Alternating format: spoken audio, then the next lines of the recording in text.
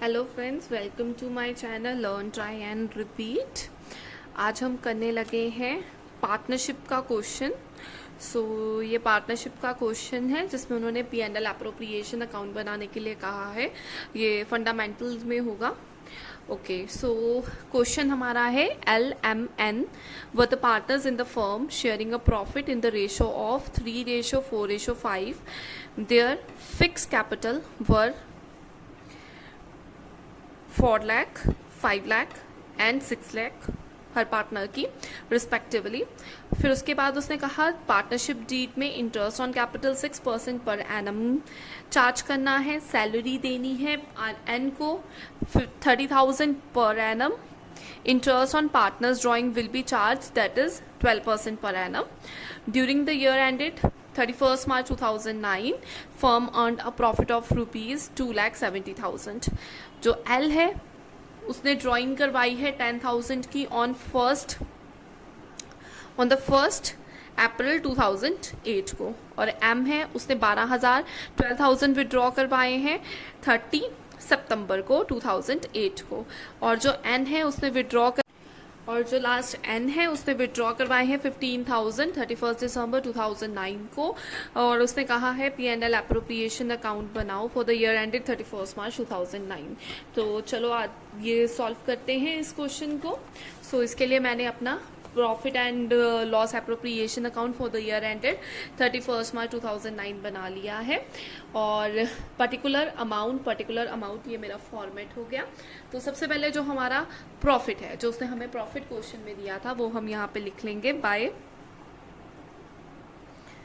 Profit and loss account, जो कि तुम्हारा नेट प्रॉफिट है। नेट प्रॉफिट वो हम लिख लेंगे दैट इज 2,70,000। अब उसके बाद नेक्स्ट स्टेप है हमारा, जब हमने अपना प्रॉफिट मेंशन कर दिया तो सबसे पहले हम इंटरेस्ट ऑन कैपिटल लगाएंगे। हमें कैपिटल्स दी हुई हैं 4 लाख, 5 लाख एंड 6 लाख। इसके ऊपर हमने 6% पर एनम लगाना है। To interest on capital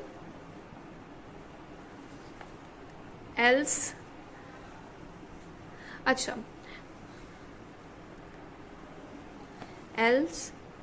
capital account. Okay, so one thing is that कि इसने यहाँ पे लिखा है फिक्स कैपिटल। उनकी कैपिटल जो थी फिक्स कैपिटल है, तो मतलब ये जो शिफ्टिंग होगी आपकी कहाँ पे होंगी, करंट अकाउंट में। तो यहाँ पे आप लिखोगे एल्स करंट अकाउंट। तो इंटरेस्ट कहाँ जाएगा तुम्हारा, करंट अकाउंट में। करंट अकाउंट में जाएगा।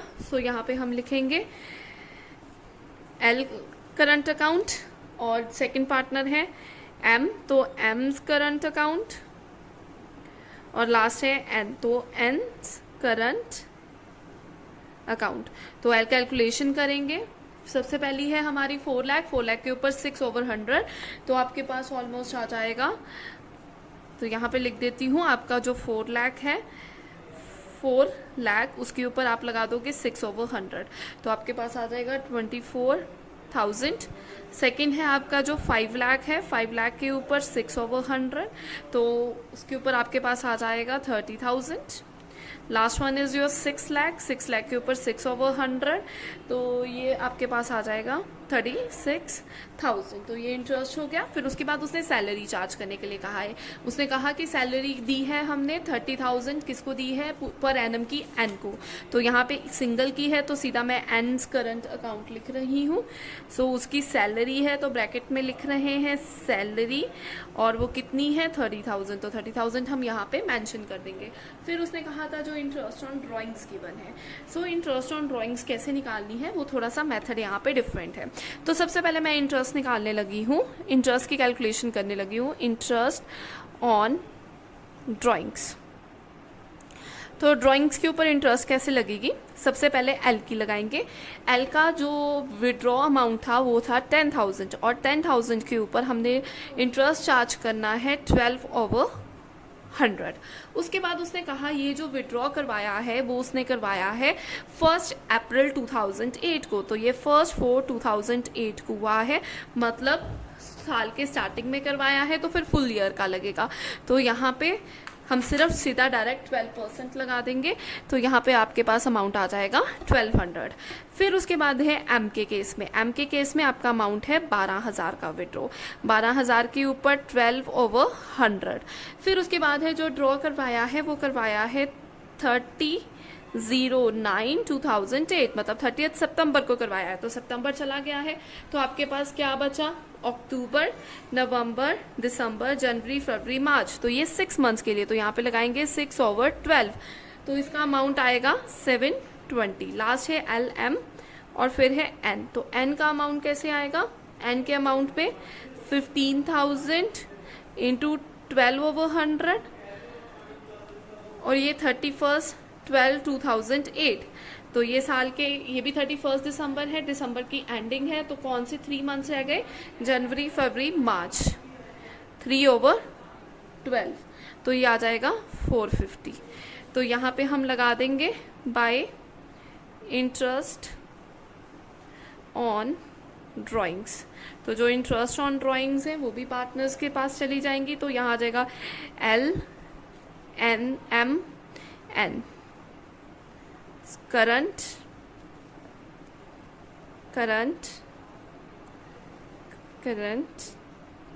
अकाउंट।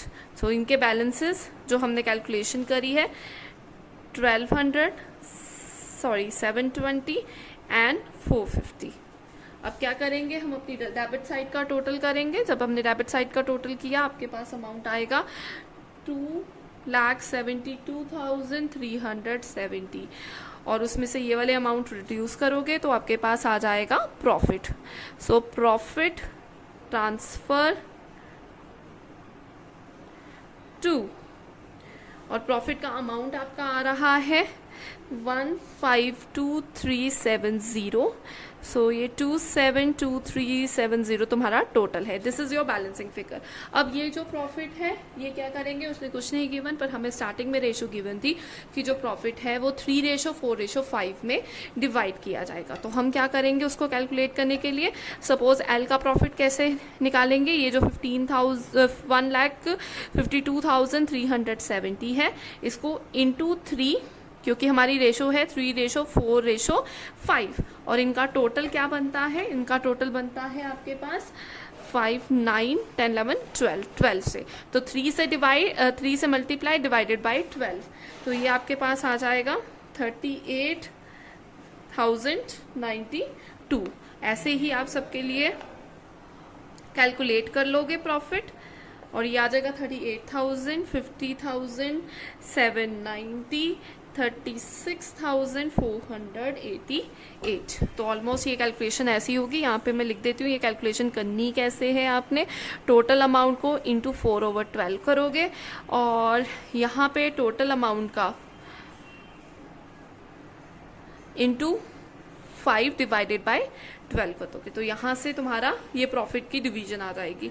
तो यहाँ पे ये भी तुम्हारे कहाँ जाते हैं, करंट अकाउंट में। सो यहाँ पे भी तुम लिखोगे करंट